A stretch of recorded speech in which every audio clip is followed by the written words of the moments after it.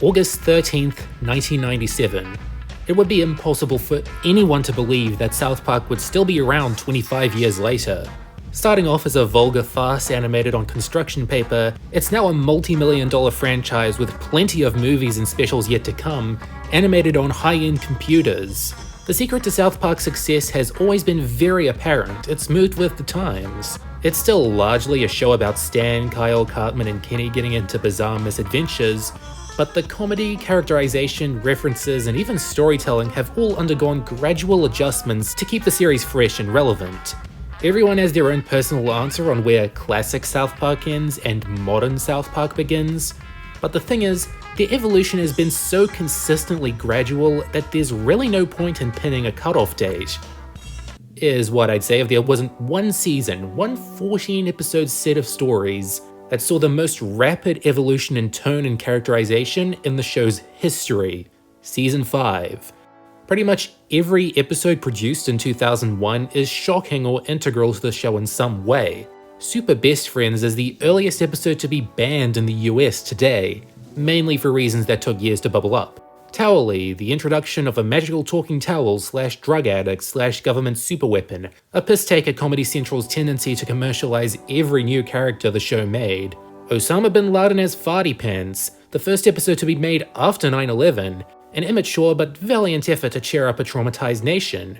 Kenny Dies, which put an end to the running gag of Kenny getting killed every week that gave the new Fourth Ranger, Butters, more room to develop the following week and next season. And my personal favorite, It Hits the Fan, the most vulgar episode of television ever produced up to that point, proving the value of profanity, especially on television, when it's used a desensitizing amount. People literally get sick of it. But the very first episode of the season to be produced, Scott Tenorman Must Die, remains the heaviest hitter. How did South Park get so good so quickly?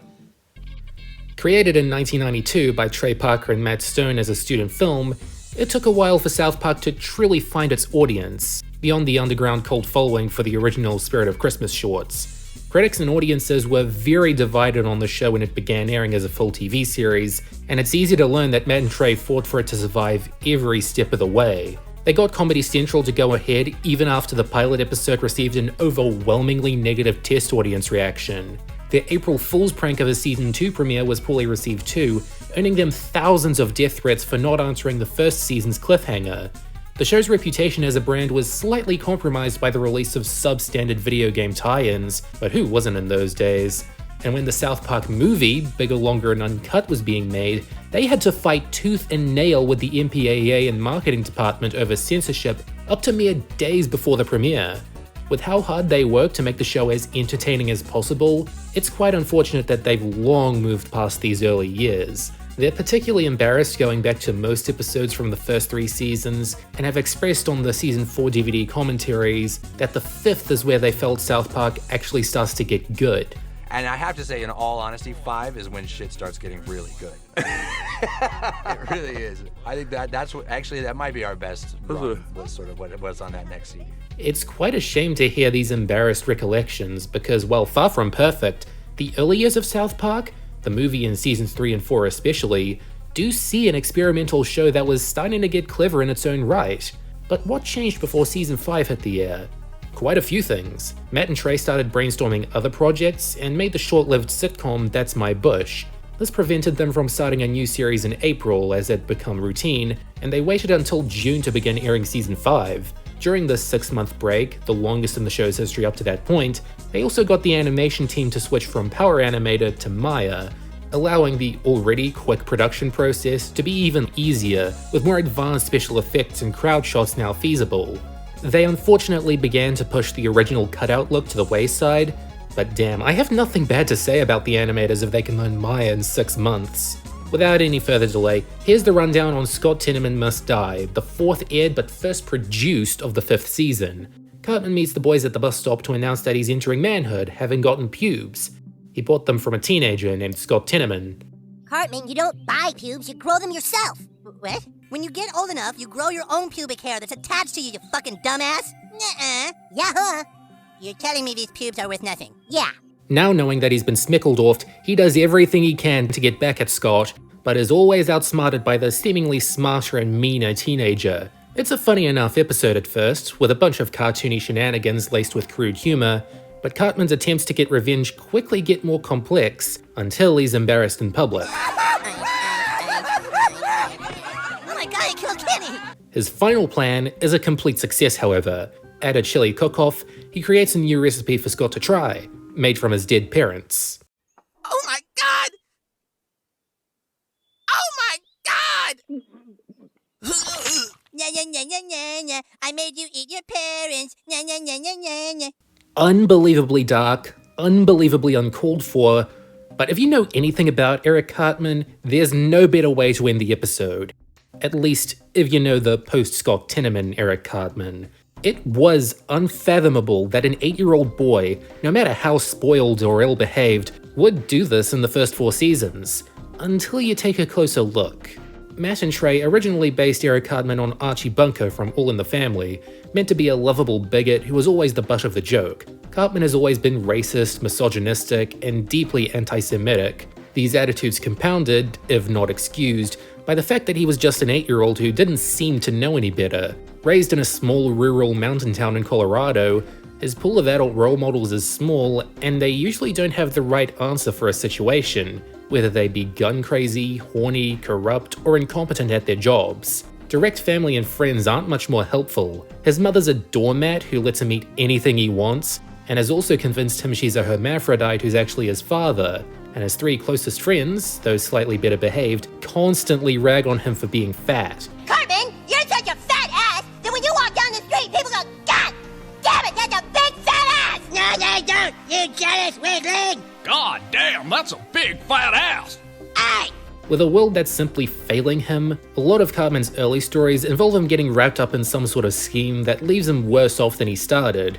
Becoming morbidly obese after overdosing on protein shakes, getting stranded in Africa due to a mix-up after raising a starving African child to act like him, auditioning for a commercial that ends up being a disappointing gig.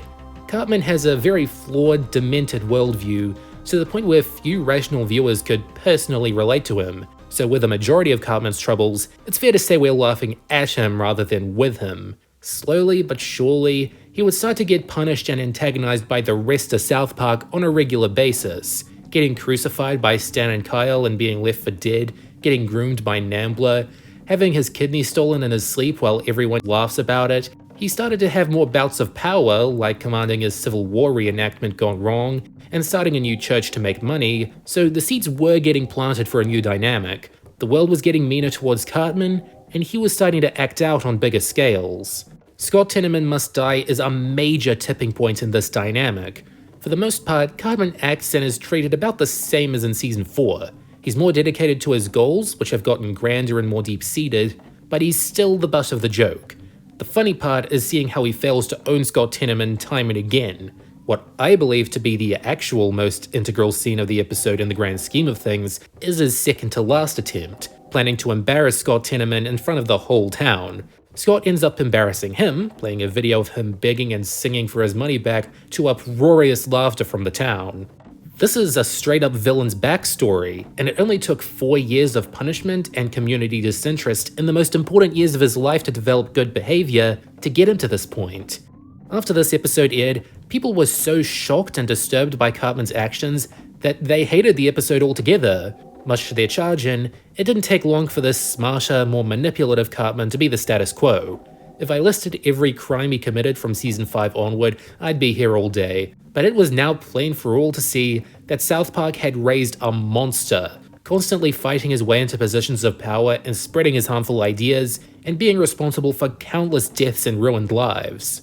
It's important to note that one line Matt and Trey refrained from crossing was that Cartman couldn't directly murder anyone.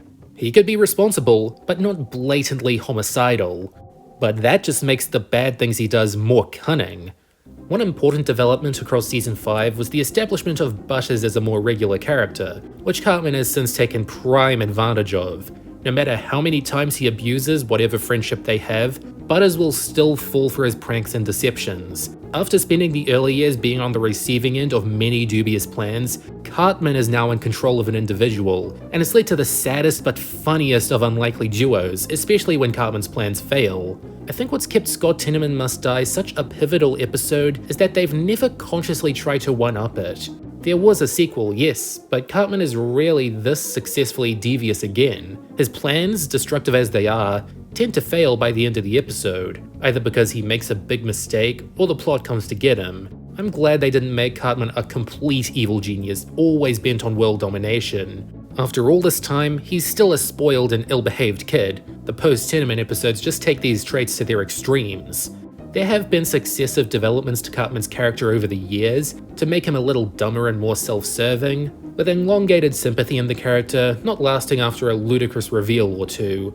He remains one of the greatest anti-heroes in animation history, with it being shocking and exciting to see how low he can go next week for his own gratification. As the back of the DVDs always said, it's all part of growing up in South Park.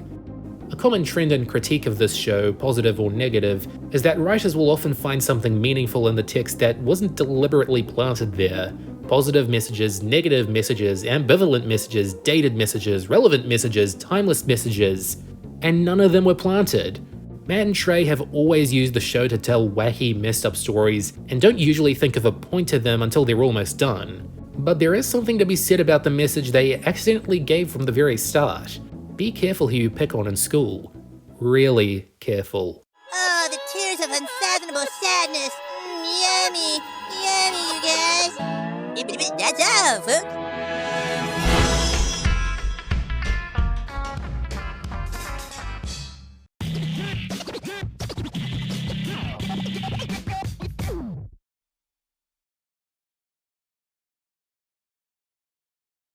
Don't think I don't see you. I know who you are, and I'm calling the police. I gotta get up.